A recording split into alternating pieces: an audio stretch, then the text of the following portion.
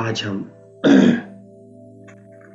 यथार्थ याद की श्रेणी को और आगे लेके जाएंगे ताकि जो बाबा ने हमें लक्ष्य दिया है उपराम वृत्ति का, जो बाबा ने हमें लक्ष्य दिया है ज्वाला स्वरूप का, जो बाबा ने हमें लक्ष्य दिया है नजर से निहाल करने का, रूहानी रंग का संग लगाने का, संग का रंग लगाने का, जो बाबा ने आज हमें कर्तव्य दिए हैं, है ना, उन सारे कर्तव्यों को हम तभी सही कर पाएंगे जब हम पहले ये समझ पाएंगे कि यथार्थ याद क्या है, ज्ञान की यथार्थता क्या है, योग की यथार्थता क्या है, धारणा की यथार्थता क्या है और सेवा की यथार्थता क्या है। यह भगवान की यथार्थता का अर्थ केवल भगवान को जान लेना कि उसका स्वरूप क्या है, ये सफिशिएंट नहीं है। अपने दैहिक और दुनियावी कार्यों को कराने के अनुभव सुना देना कोई बड़ी बात नहीं। मैं देखता हूँ जनरली, है ना, हमारे सभी भाई बहन ऐसे अनुभव सुनाते हैं ना, जब अच्छा है वो बहुत बेसिक्स है, वो अनुभव होना भी जरूरी है। मैं ये नहीं कह रहा हूँ कि वो गलत है, लेकिन मैं ये कह रहा हूँ कि वो अनुभवों से किसी का कोई बहुत भला होने वाला नहीं है। आपको इस दुनिया में क्या प्राप्ति हो गई, आप कौन से एग्जाम में सफल हो गए, आपके पास कितने पैसे आ गए,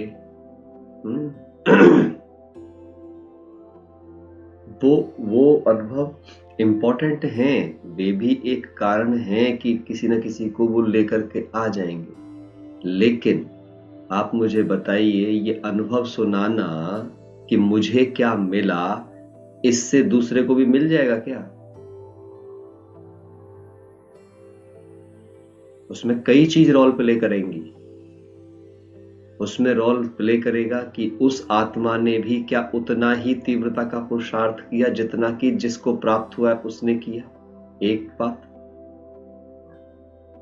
दूसरा, क्या उसने अपने पूर्व जन्मों में इतनी कमाई की है कि उसे इस जन्म में वो प्राप्तियां हो सकी। तीसरा, क्या ड्रामा अनुसार वो वही पार्ट लेकर पैदा हुई है जो पार्ट आप लेकर पैदा हुए हैं।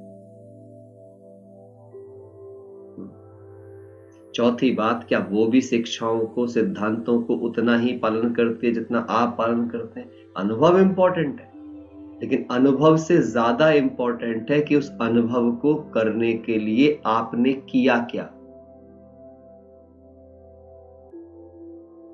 एक बड़ा गहरा सिद्धांत है, आप समझिए। यहां पर हम भक्त नहीं है, हम ज्ञानी योगी तो आत्माएं हैं। इसलिए यहां पर पहली बात, बाबा क्योंकि ज्ञान देता है, केवल भावनाएं बिल्ड नहीं करता, इसलिए ये समझना बहुत जरूरी है कि कोई भी, याद रखिएगा इस बात का, जब भी आप कोई अनुभव सुनाते भी हो तो उसकी यथार्थता के लिए सबसे ज्यादा जरूरी है कि आप अपने अनुभव के पीछे का एफर्ट सुनाओ। एफर्ट्स प्रोपोर्शनल टू क्या, रिजल्ट। आपने किसी को ये तो बता दिया कि आपके नंबर 95% आ गए, लेकिन उसके लिए आपने किन नियमों का पालन किया, क्योंकि 95% तो नकल से भी आ सकते हैं। वो आए कैसे, उसके पीछे का एफर्ट क्या है, नकल वाला एफर्ट है, रियल वाला एफर्ट है, मेहनत वाला एफर्ट है क्या। हालांकि भगवान की शिक्षा है, वहां तो नकल जैसी कोई बात नहीं है, हालांकि यहाँ तो करना ही नकल भी है, ये भी बात सही है। ये बड़ा, तो बाबा कहते हैं ना, बड़ा अटपटा बड़ा चटपटा ज्ञान है, इसको समझने के लिए बहुत बुद्धि चाहिए। क्या बात कही जा रही है, एक्चुअली बाबा क्या करते हैं, बाबा जिस बात को भी कहते हैं ना, उसे एक रहस्य के रूप में कहते हैं, एक पहेली के रूप में कहते हैं। उस पहेली को क्रैक करने के बाद ही आप उसके कोर तक पहुंचोगे। लेकिन हम पहेली में फंस जाते हैं, हम बाहर बाहर के स्वरूप पे ही काम करना शुरू कर देते हैं, ऐसा कर लो तो वैसा, वैसा कर लो तो वैसा। हम उसकी ओरिजिनलिटी पहुंचते ही नहीं है।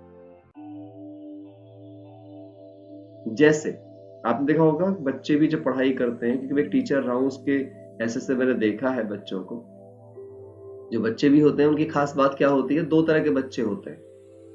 एक होते हैं जो मेथड लर्न करते हैं, लिख लो आप, एक होते हैं जो मेथड लर्न करते हैं, हाँ? और दूसरे होते हैं कुंजी विद्यार्थी। कुंजी विद्यार्थी, ये कुंजी विद्यार्थी क्या होते हैं, ये रट्टाफिकेशन मारते हैं, रट्टा मारने वाले होते हैं। ये तो मैथ के सवाल का उत्तर भी रट मारते हैं। अब आप सोचो कौन ज्यादा सहज सब्जेक्ट में पास होगा, जिसने मेथड लर्न किया होगा, सिद्धांत लर्न किए होंगे, फॉर्मूलाज लर्न किए होंगे, प्रोसेस लर्न किया होगा, या जिसने सॉल्यूशन लर्न किया होगा। सॉल्यूशन को याद करने से थोड़ी देर की खुशी तो मिल सकती है कि मैंने सवाल कर लिया, लेकिन अगर उसी सवाल में थोड़ा सा चेंज कर दिया, संख्या भी चेंज कर दी, तो ये मारा जाएगा। लेकिन क्योंकि इसने मेथड लर्न किया है, तो इसे कुछ भी, लैंग्वेज भी चेंज हो जाएगी, कुछ भी चेंज हो जाएगा, ये मेथड अप्लाई करना जानता है, इसने सिद्धांत लर्न किए। ये है यथार्थता। किसी ने कह दिया ये कर लो, ऐसे योग कर लो, वैसे कर, हमने वैसे ही करना शुरू कर दिया ताकि हमें भी बस वो प्राप्ति हो जाए, बिना अंडरस्टैंडिंग के। हमने ये समझने का प्रयास भी नहीं किया, हमने ये पूछने का प्रयास भी नहीं किया, बस हम किस चीज से आकर्षित हो गए, उन्होंने ऐसा किया था और उनका ये काम हो गया। जबकि हम ये तक नहीं समझ पा रहे हैं, बड़ी गहरी सी बात है ये, जब बीमारियां हमारी अलग अलग हैं तो दवाइयां एक जैसी कैसे हो सकती? याद रखना, मेरी याद मुझे कैसी चाहिए ये मेरी कॉन्शियसनेस डिसाइड करेगी, किसी दूसरे की कॉन्शियसनेस नहीं। दूसरे से आप मेथड लर्न कर सकते हो, बट कॉन्शियसनेस वो आपकी ही होनी चाहिए। ठीक, आज आपके साथ जो बातें करेंगे, कल जो चिंतन चला है, वो एक एक बात को लेकर हम सबसे पहले चलना शुरू करते हैं कि क्या क्या चीजें हमें बहुत ध्यान रखनी चाहिए। अब देखो आप, हम ज्ञान की यथार्थता, योग की यथार्थता के विषय में जब कभी चिंतन को लेकर चलेंगे, तो हमें कुछ बातें पहले समझ लेना चाहिए। क्या समझ लेना चाहिए? आप पहले देखिए ध्यान से अपने आप में, हमने कई बार एक चीज बताई है कि जो इनविजिबल है, यानी कि जो अदृश्य है, जो दिखाई नहीं दे रहा है, इनविजिबल क्रिएट एंड कंट्रोल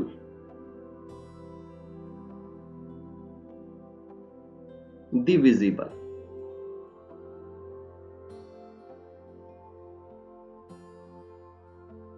जो इनविजिबल है वो आपके विजिबल को कंट्रोल करता है। अब इसका मैं एग्जांपल देता हूं, बाबा की शिक्षा समझिए आप।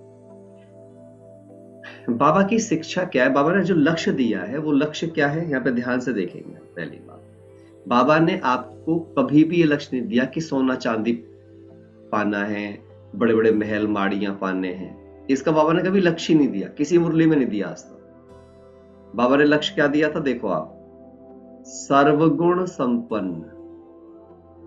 अब यथार्थ समझेंगे हम, हमने ना हम वो भूल जाते हैं जो जरूरी है। दूसरा बाबा ने लक्ष्य दिया है सर्वशक्ति संपन्न। उसे देवता बनना तो लक्ष्य दिया, लेकिन उसे देवताओं की निशानी बताते हुए लक्ष्य दिया।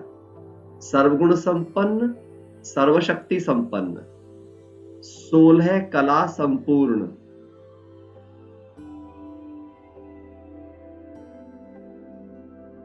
मर्यादा पुरुषोत्तम।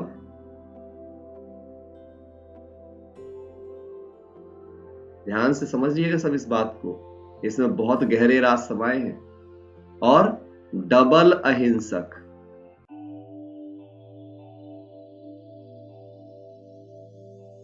अब आप इन सबको ध्यान से देखिए, बहुत ध्यान से।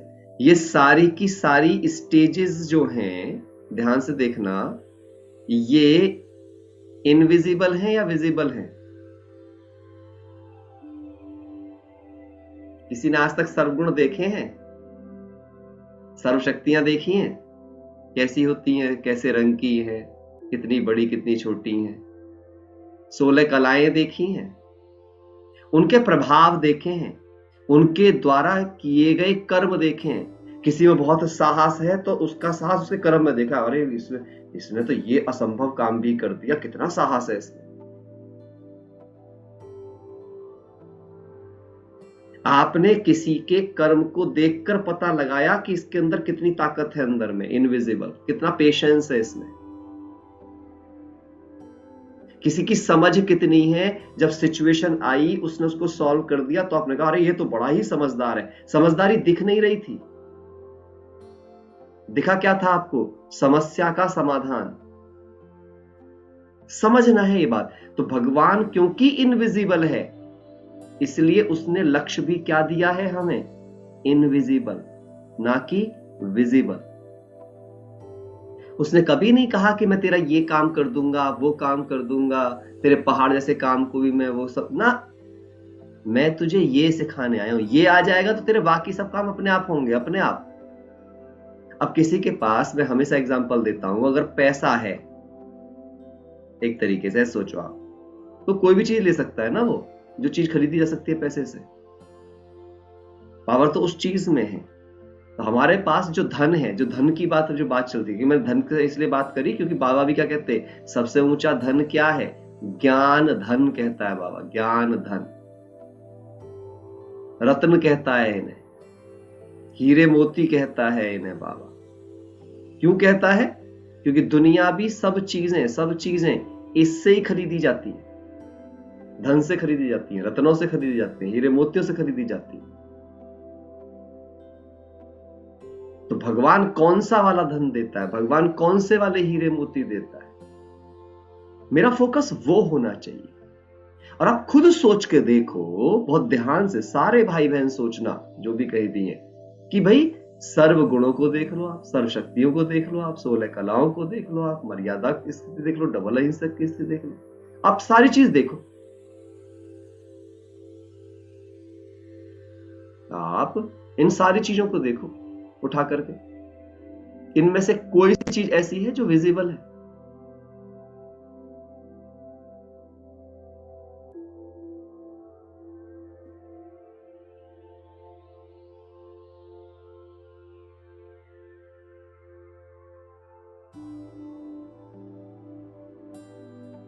इस बात को अंडरस्टैंड करना है गहराई से। अभी मैं और चीजों पे जाऊंगा, अभी ध्यान से समझना। तो सबसे पहली चीज ये समझना है कि भगवान क्या लक्ष्य देता है, और जब तक मैं भगवान से अलाइन नहीं होंगी, अभी मैं आपको एक और चीज बताऊंगा। कल बाबा ने मुझे एक बात और टच कराई, मैं ऐसी बाबा से बात कर रहा था मुरली को लेकर। कल एक क्लास था, तो वहां से फिर मेरा चिंतन चलना शुरू हुआ जब वहां पे क्लास कराई। आप ये सोच के देखो, जब दुनिया वाले हमसे बात करते हैं, है ना, दुनिया वाले जब हमसे बात करते हैं तो हमें उनकी बातें याद रह जाती हैं। मुरली क्या है? मुरली भगवान की अपने बच्चों से बातचीत है, हाँ या ना?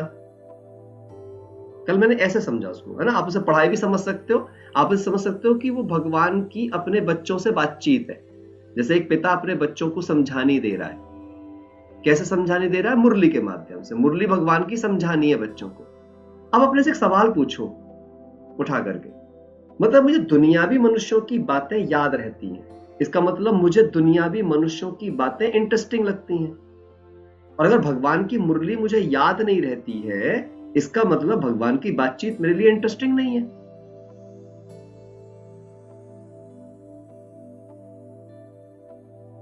तो कल मैंने इस बात को सोचा गहराई से, किसकी बातों में इंटरेस्ट लेना चाहिए? जो बातें आपको ऊंचा बना रही हो या जो बातें आपको नीचे ले जा रही हो, ऐसी बातें जो बाप के पास ले जाएं या ऐसी बातें जो बाप को छुड़ा दें। वैसे तो बाबा क्या कहते हैं, जहां बात है वहां बाप नहीं, जहां बाप है वहां बात नहीं। तो बाप की बात अगर है तो फिर बाप ही बाप है। तो बात ही बदलनी है तो क्यों ना मैं दुनिया की बात से बाप की बात को बदलूं। और फिर अब वापस आ जाओ, फिर से हम वापस आते हैं पहले करके। एक और चीज ये है कि बाबा जो जितना भी श्रृंगार करते हैं वो हमारा किससे करते हैं, ज्ञान से श्रृंगार करते हैं, जैसा अभी हमने यहां पे देखा। क्यों? क्योंकि ज्ञान की समझ से ही मैं इन सारे गुण और शक्तियों को खुद में। अच्छा, फिर दूसरी बात, बाबा एक बात और बताते हैं, ना तो बाबा हमें सर्वगुण देते, ध्यान से देना, आप बाबा लक्ष्य तो देते हैं तुम्हें सर्वगुण संपन्न बनना है, सर्वशक्ति संपन्न बनना है, 16 कला संपूर्ण बनना है, डबल अहिंसक बनना है। लेकिन बाबा क्या कहते हैं, बच्चे सब तुम्हारे अंदर ही हैं। बाबा ने शिक्षा दी और मुझे समझना पड़ेगा, भगवान ने क्या कहा, बच्चे बस ये मर्ज हो गई हैं, ये मर्ज हो गए हैं तुम्हारे पास ही। इन्हें क्या करते हैं बाप आकर के, याद दिलाते हैं, याद दिलाते हैं, अर्थात इमर्ज कराते हैं।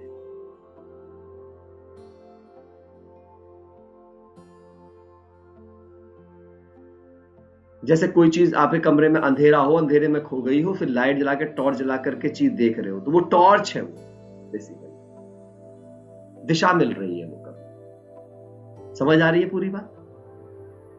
क्लियर है? चलो इसके बाद हम दूसरे पेज पे चले जाते हैं। यहां से सबसे पहली चीज मुझे इस बात को समझना होगा कि मैं देखूं अपने आप को कि मेरी डिपेंडेंसी किस चीज के ऊपर जा रही है, मेरा पुरुषार्थ का एम क्या है। तो आज से सबसे पहले चेक करना, ध्यान से ये चेक करना जरूरी है अगर यथार्थ तक पहुंचना है। क्योंकि बाबा ने कहा बिना लक्ष्य के लक्षण नहीं आ सकते, क्योंकि जैसा लक्ष्य होता है वैसे लक्षण आते हैं। एम के हिसाब से ही आपके अंदर क्या चीजें आती हैं, वैल्यूज आती हैं। एम कनेक्टेड विद वैल्यूज, बिना वैल्यू के कोई एम प्राप्त नहीं हो सकता। आप चेक कर लो, कोई एम प्राप्त नहीं हो सकता। पहले उस एम को पाने की आप में वैल्यू होनी चाहिए, और जैसा एम होगा उतनी ही वैल्यू आपको डेवलप करनी पड़ेगी। अगर वैल्यू उतनी डेवलप नहीं करी तो आपका एम पूरा नहीं होगा। अब यहां पे ध्यान समझने वाली बात है, मेरा एम मुझे यहां पे ध्यान से समझना है। सपोज करो जैसे एक बच्चे की बात कर ले, एक बच्चे ने एम ले लिया कि उसे 95 पर मार्क्स लेकर के आने, चलो जी ये एम बना लिया, टॉपर बनना है। लेकिन टॉपर बनने से पहले उसका एम का जो बेस है, ये तो फाइनल एम हो गया, ये तो रिजल्ट ओरिएंटेड एम हो गया, ये तो आपका विजिबल एम हो गया, दिखने वाला एम हो गया ये तो आपका। लेकिन इस विजिबल एम की जो इनविजिबल तैयारी है, जो इनविजिबल तैयारी है, जो अंदर में अब आपका जो डिसिप्लिन है, वो एक वैल्यू है, वो कितनी डेवलप की है आपने, आप में अपना दृढ़ता, डिटर्मिनेशन कितनी डेवलप की है आपने, आपका फोकस कितना राइट है, आप कितने ऑनेस्ट हो, ये डिसाइड करेगा आप में कितनी सिटिंग स्ट्रेंथ है। मैं स्टूडेंट के साथ से बात करूं तो सिटिंग स्ट्रेंथ कितनी है आप में, कंसंट्रेशन तो ठीक है, लेकिन कंसंट्रेशन के लिए जो इंटरेस्ट है आपका वो कहां जा रहा है, क्योंकि कंसंट्रेशन तो इंटरेस्ट का पीछा करेगा। आपकी रुचि है क्या उस एम में? ये 95% दूसरों को देख के बोल दिया या ये आपका एम है? आपको सबसे पहले तो ये चेक करना है कि मुझे राजा महाराजा बनने का एम दूसरों की सुन सुन के बन गया है, या मुझ में भी ताकत है, मैं उसमें तैयार भी हूं। आपको हमेशा अपने से एक सवाल पूछना है। यथार्थता के अंतर्गत एक बात कहती है, आपको हमेशा याद रखना है, मेरा एम मेरे लिए आकर्षण है। ध्यान समझना, ये किसी से आकर्षित होकर के मैंने एम लिया है, या ये मेरा सत्यता है, ये मेरी अपनी प्रेरणा है क्या? अगर ध्यान दीजिए, अगर आपका एम आकर्षण है, ध्यान से समझना, अगर लक्ष्य आकर्षण है, एम आपका आकर्षण के कारण है, आकर्षण के कारण है, तो एफर्ट्स आते ही आकर्षण समाप्त। छोड़ दोगे आप? अरे छोड़ो, इतनी मेहनत है, फिर नहीं करते, क्योंकि आदत है सहज पाने की। लेकिन पुरुषार्थ की यथार्थता क्या कहती है? ध्यान समझना है, कोई चीज पुरुषार्थी को मिलती है। हम सिद्धांत भूल गए। फिर दुनिया में क्या कहा गया है? सिद्धांत ये कहता है, सिद्धांत ये कहता है, बाबा कहते हैं, मेहनत का फल मीठा। सुस्ती का फल मीठा नहीं कहा गया है, सुस्ती का तो कोई फल ही नहीं कहा गया। मेहनत से कहा गया है कि लोग असंभव काम को संभव बना सकते हैं। तो किससे? मेहनत से। बाबा कहते हैं, बच्चे मंजिल ऊंची है, उसके लिए तुम्हें मेहनत करनी पड़ेगी, आत्म अभिमानी बनने की मेहनत। ज्ञान को सुनने में, इसलिए बाबा क्या बोलते हैं, ज्ञान सुनने में कोई मेहनत नहीं है, ज्ञान को समझने में मेहनत है, क्योंकि समझना ही याद है, समझना ही याद है। समझ लेना आप इस बात को, ज्ञान को समझना ही याद है, ज्ञान को स्वीकार करना ही याद है, क्योंकि भगवान की आज्ञाएं, भगवान की शिक्षाएं समय पर एक्यूरेट याद आ जाएं और प्रयोग में आ जाएं, यही भगवान की सच्ची याद है।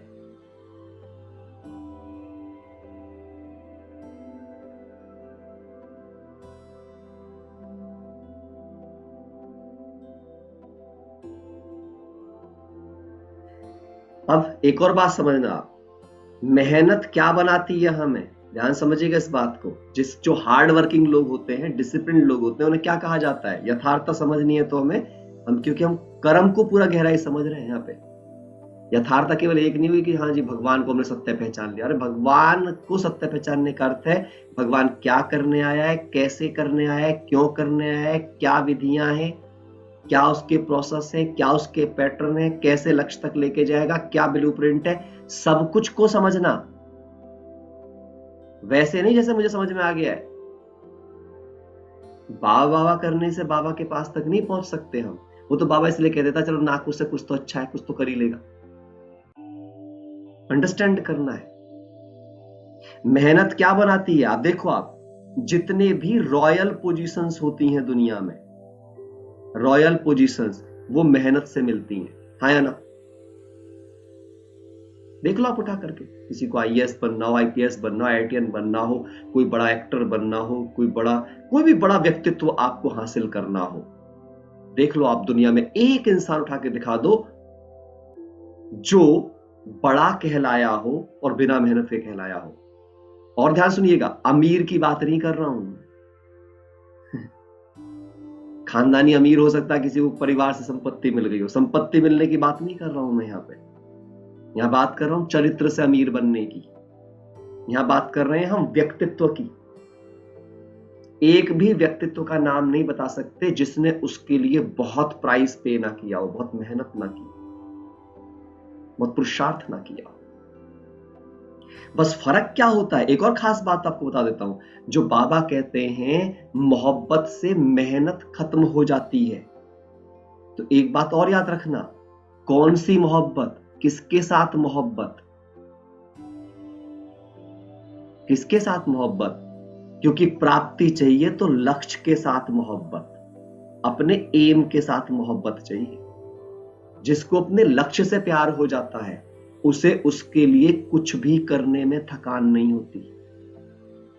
जिसने आईएएस बनने का ठान लिया हो उसे रातों की नींद छोड़ने का कोई दर्द नहीं होता, उसे कितने घंटे सेटिंग करने कोई दर्द नहीं होता, उसे किसी से फोन पे बात ना करने का कोई दर्द नहीं होता, उसे शादी पार्टियों में ना जा पाने का कोई पीड़ा नहीं होती, क्योंकि उसको पता है कि वो क्या पाने जा रहा है। लक्ष्य से मोहब्बत मेहनत को मेहनत नहीं महसूस कराती। यह है बाबा का कहने का अर्थ। बाबा को मोहब्बत करना माना बाबा के दिए लक्ष्य को मोहब्बत करना। बाबा को मोहब्बत करना अर्थात बाबा की शिक्षाओं से मोहब्बत करना। यह है यथार्थता।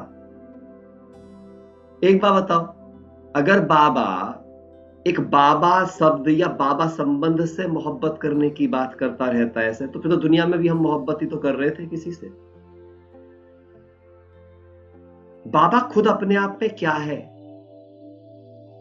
बाबा ज्ञान है, बाबा समझ है, बाबा प्रेम है, बाबा पवित्रता है, बाबा सुख है, बाबा शांति है, शक्ति है,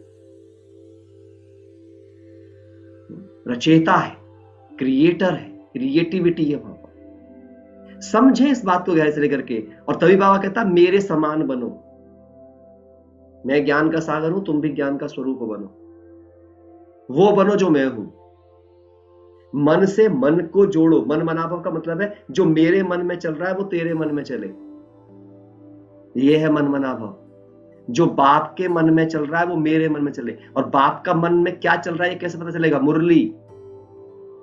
मुरली क्या है? लिख लो इसको बड़ा बड़ा। मुरली भगवान का मन है। भगवान का मन है। ये एक नई फीलिंग है।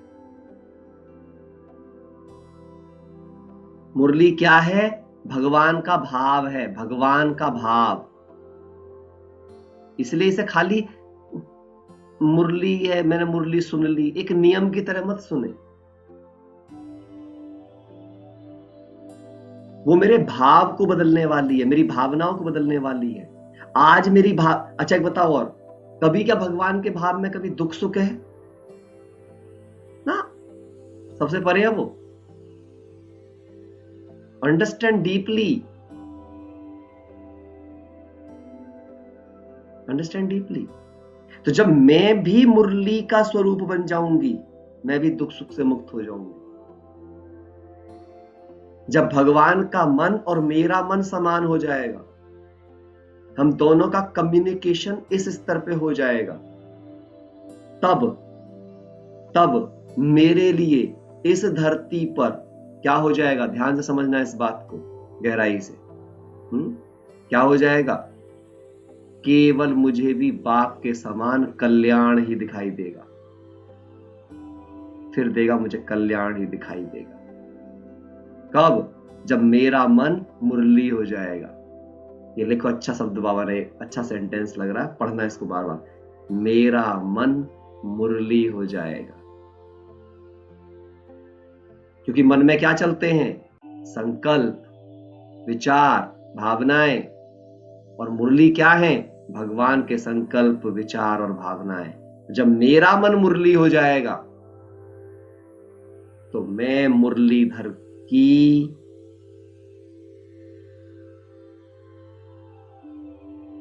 दुनिया में आऊंगी, दुनिया में आ जाऊंगी। ये आधार है।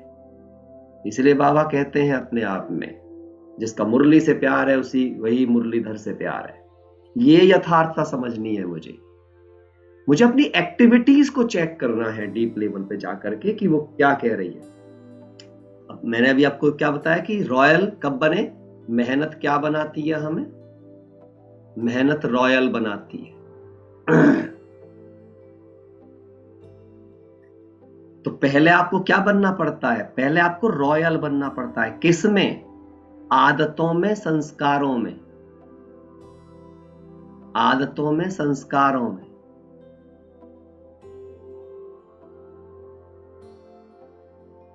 और देखो आप, एक गहरी सी बात, बाबा क्या कहते हैं? जब बच्चे तुम मेहनत कर रॉयल बन जाते हो आदतों से और संस्कारों से, तो बाबा क्या बोलते हैं? रॉयल व्यक्ति के घर का फर्नीचर भी रॉयल होता है। रॉयल घर के, है ना, रॉयल व्यक्ति के घर का फर्नीचर भी रॉयल होता है। इसका मतलब क्या हो गया? यहां पे फिर वहीं वापस आ जाते हैं। रॉयल क्या है? इनविजिबल। आपकी जो रॉयल्टी है, आपके अंदर जो संस्कार हैं जो आते हैं, वे इनविजिबल हैं। और जो आपके पास प्राप्तियां हैं, ये फर्नीचर की बाबा जो तुलना करते हैं, आपका घर, दुनिया, कपड़े लत्ते, गाड़ियां, सब किस पे डिपेंड करा? पहले आपने अंदर में कितनी रॉयल्टी जमा करी, आप कितने बड़े ज्ञानी, योगी, तपस्वी जो आप बनोगे, उसी के लेवल पर आपका स्वर्ग का फर्नीचर, जिसके बारे में बाबा विजुलाइज कराते हैं, तुम्हारे महल ऐसे होंगे, वहां हीरे चांदी होंगे। तो मुझे वो नहीं देखना। अच्छी बात है, चलो वो देख लिया कि मुझे इस लेवल का फर्नीचर चाहिए, लेकिन इस लेवल का फर्नीचर लेने से पहले मुझे आदतों और संस्कारों की रॉयल्टी चाहिए। क्या यहां पे मैं रॉयल हूं? ये है यथार्थता। जब तक आप इन यथार्थताओं को नहीं पहचानोगे, तब तक आप भगवान की संपूर्ण यथार्थता पहुंचोगे ही नहीं।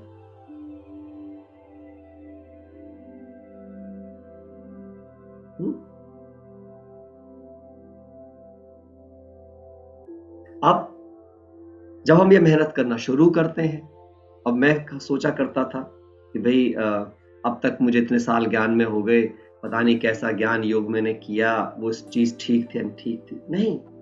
बाबा ने कल मुझे इस बात का भी एहसास कराया कि बच्चे, अगर तूने वो सारी स्टेज पार ना की होती ना, तो तुझे आज की स्टेज भी समझ में नहीं आती। अब इसको बाबा ने कैसे समझाया मुझे, देखो आप, जब हम पढ़ना शुरू करते हैं तो हमारा एडमिशन किस में होता है? नर्सरी में। नर्सरी में हमें क्या होता है? हमें चित्र दिखाए जाते हैं, फिर वर्ड समझाए जाते हैं। अब कभी देखना, है ना, बच्चे को एप्पल देख के ए सिखाया जाता है, बच्चे को बॉल दिखाकर बी समझाई जाती है। इसलिए जब आप कोर्स करने जाते हो तो 7 डेज कोर्स, ध्यान समझना आप, 7 डेज कोर्स में क्या होता है? पहले चित्र दिखाए जाते हैं, चित्र से बातें बताई जाती हैं। ये 7 डेज कोर्स होता है।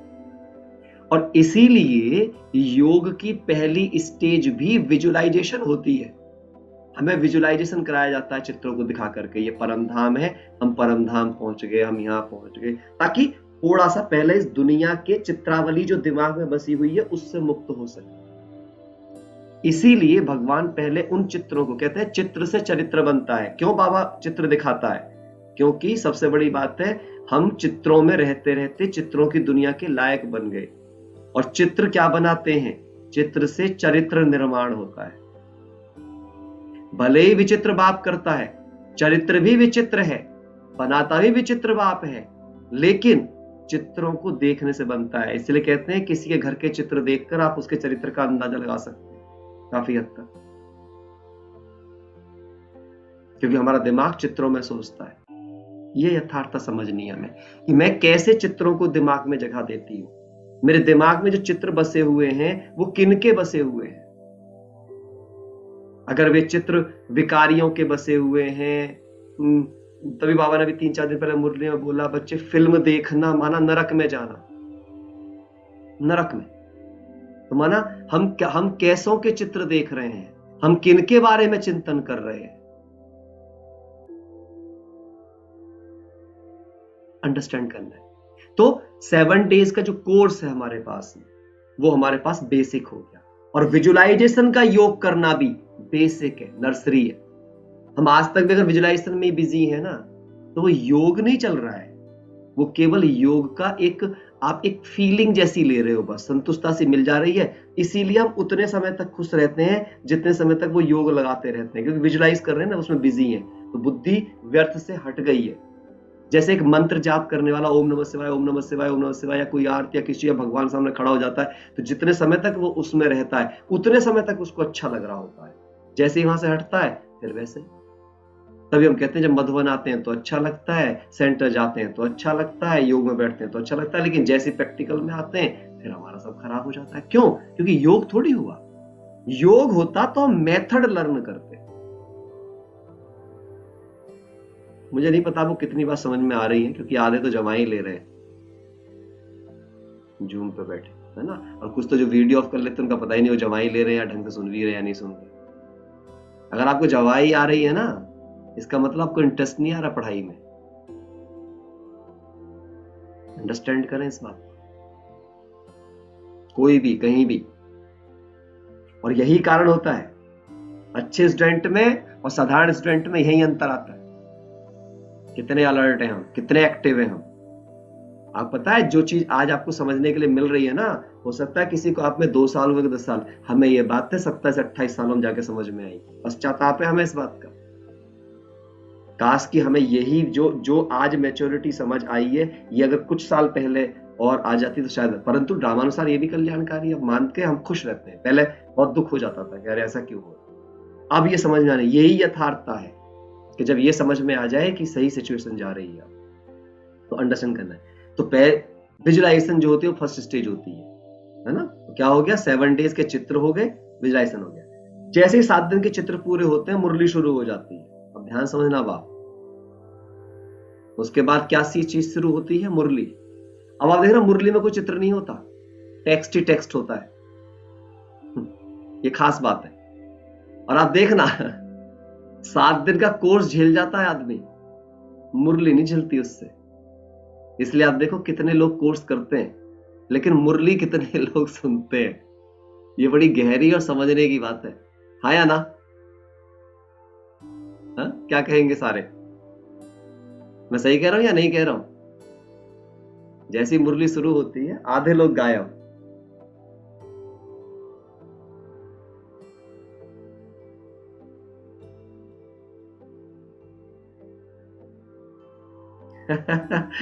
रीता जी कह रहे हैं हाँ, रॉन्ग डूइंग से हासिल तो कर लेते हैं, लेकिन वो रॉन्ग डूइंग वाला उनके व्यक्तित्व को नहीं बनाता है। है ना। और रॉयल आउटवर्डली फर्नीचर जो लेते हैं, है ना, तो वो जो फर्नीचर है उसकी वो वैल्यू नहीं होती है। ये दोनों बातें हमें समझनी बहुत जरूरी है ना। तो अंडरस्टैंड करना है इसमें हमें।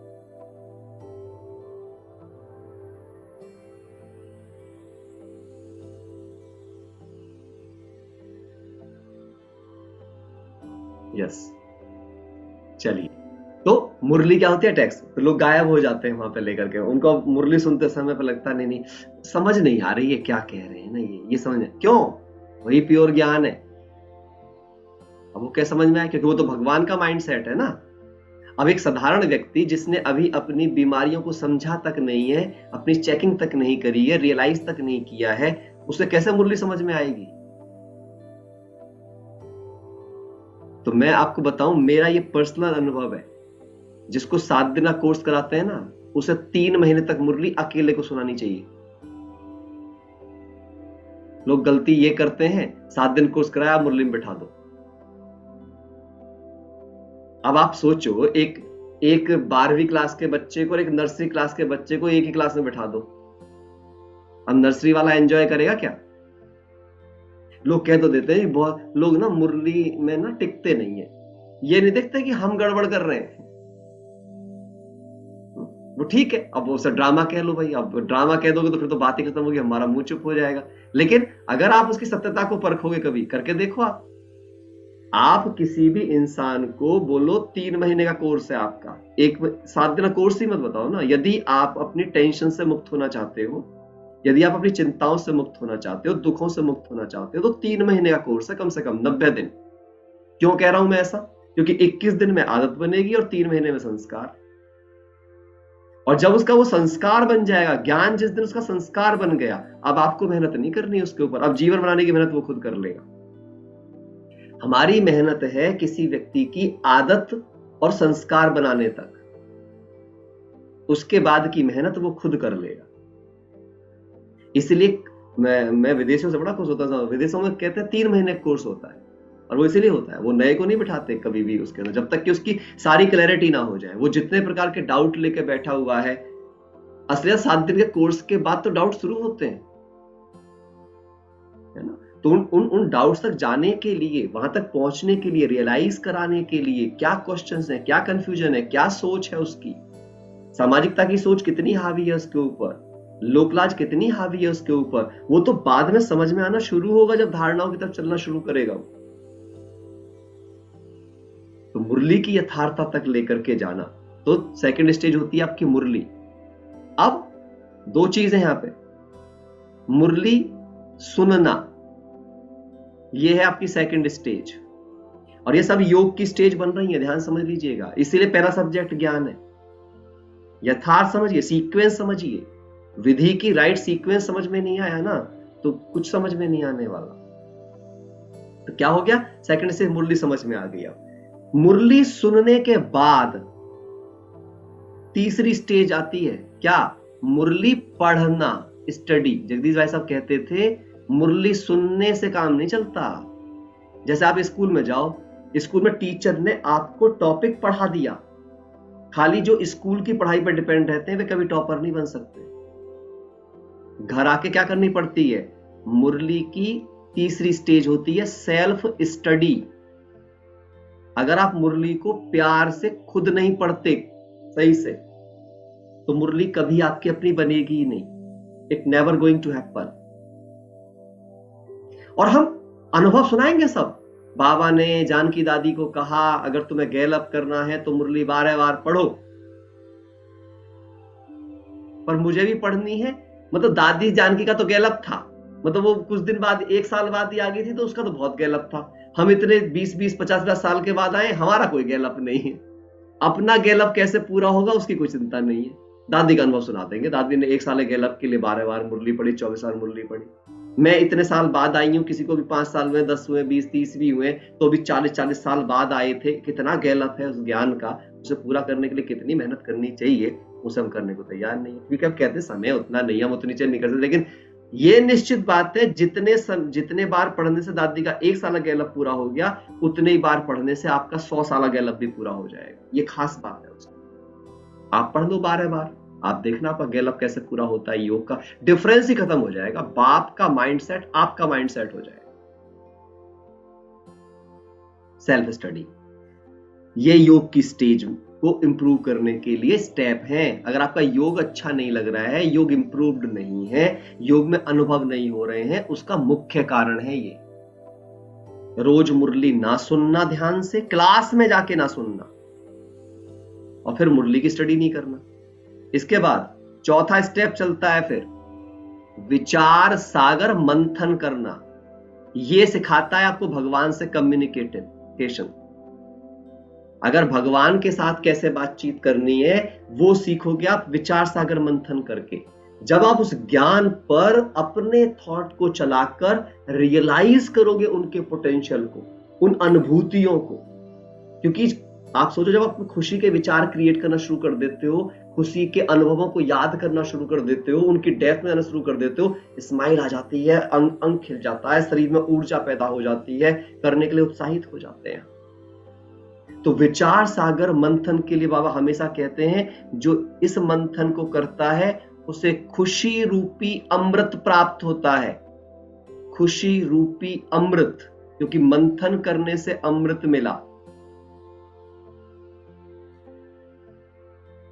विचार सागर मंथन का भी रियल मतलब पता क्या है? भगवान सागर के विचारों का मंथन, रावण विचार सागर मंथन नहीं।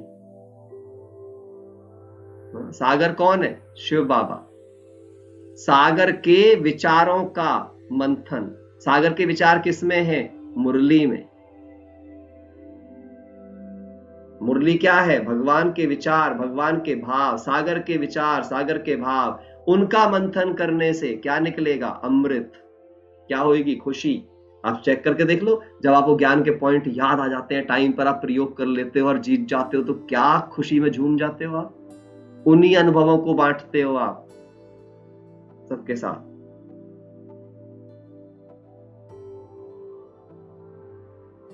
ठीक। विचार सागर मंथन। पांचवी स्टेज क्या होती है फिर योग के लिए? समझिएगा ध्यान से, बड़ी बात। विचार सागर मंथन क्या करता है? कनेक्शन। क्योंकि विचार सागर मंथन आपका कम्युनिकेशन हो गया उसके साथ में, और इससे क्या बन गया आपका? कनेक्शन। अब जुड़ गए आप। क्योंकि हम किसी से कैसे जुड़ते हैं? कहते हैं विचारों से जुड़ो, विचारों से, विचारधारा से जुड़ो, कहा जाता है ना दुनिया में। उनकी विचारधारा से जुड़ो। तो कनेक्शन का मतलब ये नहीं कोई मैं बिंदु से बिंदु मिल जाऊंगा, कोई तार से तार मिल जाएगा, ना मैं कोई तार हूं ना वो कोई तार है। संकल्पों से जुड़ना होता है, संकल्पों से। कनेक्शन विद कम्युनिकेशन, लिख लो ये सेंटेंस, बहुत ही प्यारा स्टेटमेंट है ये अपने आप में। कनेक्शन का आधार क्या है ना? कनेक्शन बाय कम्युनिकेशन, भगवान से वार्तालाप। यहीं से आपको समझ, क्योंकि संबंध निभा रहे हो भाई आप। और याद रखना एक बहुत गहरी बात है ये, रिलेशन का बेस ही कम्युनिकेशन है। रिलेशन का आधार कौन है? ये है कम्युनिकेशन। और कम्युनिकेशन का आधार क्या है? पहले बताया मैंने, भावनाएं, फीलिंग्स। जैसी फीलिंग वैसा कम्युनिकेशन। अगर सुख की फीलिंग होती है तो सुख की बातें करते हो आप, दुख की फीलिंग होती है आपके अंदर तो दुख की बातें करते हो आप। और एक रोतड़ू रोतड़ू को ढूंढ लेता है, एक खुशी वाला खुशी वाले को ढूंढ लेता है, एक शराबी शराबी को ढूंढ लेता है, और एक अच्छे गुण वाला अच्छे गुण वाले को। आप देखो पान खाने वाले सब पनवाड़ी की दुकान पे पाए जाते हैं। समझिए इस बात को, ये यथार्थता समझ में आ गई ना तो जीवन सुधर जाएगा पूरा। ठीक, जब कनेक्शन हो जाएगा तो कनेक्शन से फाइनल स्टेज आ जाएगी, कंबाइंड स्टेज। कनेक्शन ही कंबाइंड करता है। जब कनेक्शन विद कम्युनिकेशन होगा तो फिर क्या फील करेंगे? कंबाइंड। मैं बन गई अब बिल्कुल एक जैसी, बाप जैसी। अब जॉइंट पक्का हो गया, बॉन्ड पक्का हो गया।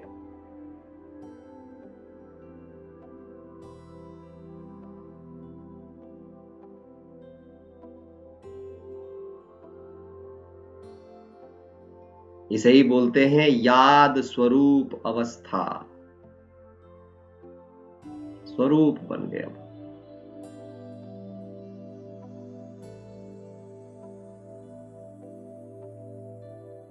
तो ये समझने की बात है। तो जो बाकी हम योग कर रहे हैं, चीजें कर रहे हैं, वो बहुत बेसिक्स है। तो इसलिए दुनियावी पर, अच्छा शुरू में वे सब बातें क्यों बतानी पड़ती हैं? आप ये करोगे तो आपका ये काम बन जाएगा, ताकि उसको अभी अपने फिजिकल में निश्चय है। जब नए नए आते हैं तो हम ज्यादातर कौन सी होप लेकर के आते हैं ज्ञान में? नए नए को समझ में नहीं आता कि मुझे गुणवान चरित्रवान बनना है। नए नए को समझ में आता है कि अगर मैं ये बनूं तो मुझे क्या मिल जाएगा। उसे बार बार ये दिखाना पड़ता है, लॉलीपॉप देना पड़ता है ना बच्चे को। लॉलीपॉप, वो लॉलीपॉप है आप सबके लिए। तुम ये कर लोगे तो तुम्हारा ये काम हो जाएगा, तुम्हारा रोग ठीक हो जाएगा, तुम्हारे बच्चे ठीक हो जाएंगे, तुम्हारी नौकरी लग जाएगी। मैं सोच रहा था कि क्यों बार बार सबको ऐसे, तो वो लॉलीपॉप है। अब आपको सोचना है सारी जिंदगी बच्चा बन के लॉलीपॉप ही हाथ में रखना है, या स्वर्ग में जाने के लायक भी बनना है। ऐसा नहीं हो सकता कि बचपन की चीजों से ही आप वैसे बन जाओगे, कभी नहीं बनोगे। Be matured. क्यों? कारण है उसके पीछे भी, देखो ध्यान से। जैसे एक बच्चा पहले नर्सरी में होता है, नर्सरी से वो प्राइमरी में जाता है, प्राइमरी से वो इंटरमीडिएट में जाता है, पहले हाई स्कूल में जाता है, उसके बाद इंटरमीडिएट में जाता है, उसके बाद ग्रेजुएशन में जाता है या डिग्री के लिए जाता है। पर याद रखना, कैरियर डिग्री से बनता है, इनसे नहीं। पर ध्यान से देखने वाली बात है, इनके बिना डिग्री तक नहीं पहुंच सकता। इसलिए ये पूरा प्रोसेस है, और इस प्रोसेस को पूरा फॉलो करना ही यथार्थता है। लेकिन सवाल एक और है, यहां बाबा ने एक छूट दी है। क्या छूट दी है? जैसे यहां तो इंटरमीडिएट तक जाने में आपको कोई 12-15 साल लगेंगे ही लगेंगे, लेकिन बाबा ने यहां पे हमें एक छूट दे रखी है, तुम चाहो तो जल्दी चले जाओ। जैसे आपने देखा कुछ बच्चे होते हैं जो बहुत इंटेलिजेंट होते हैं, उन्हें एक ही साल में 2-2 क्लास पास करवा दी जाती हैं। तो आप चाहो तो इन 12 साल के काम को 6 साल में भी कर सकते हो। आप इससे भी ब्रिलियंट हो सकते हो। ऐसे बच्चे भी हैं जो कुल 14 साल की उम्र में ही डॉक्टर बन गए। मतलब और तो सब छोड़ दो, उन्होंने 12वीं क्लास भी पास कर ली, डिग्री भी पास कर ली और 14 साल की उम्र में डॉक्टर बन गया बंदा। तो हम समझ सकते हैं, हम वो भी कर सकते हैं। तो सारे एग्जाम्पल मौजूद हैं, परंतु मेरी दृष्टि कहां जा रही है?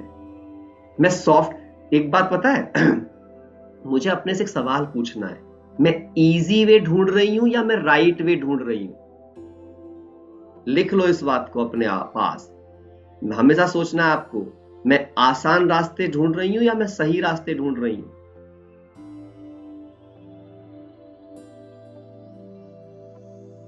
आसान रास्ते तो झाड़ियों में ले जाएंगे,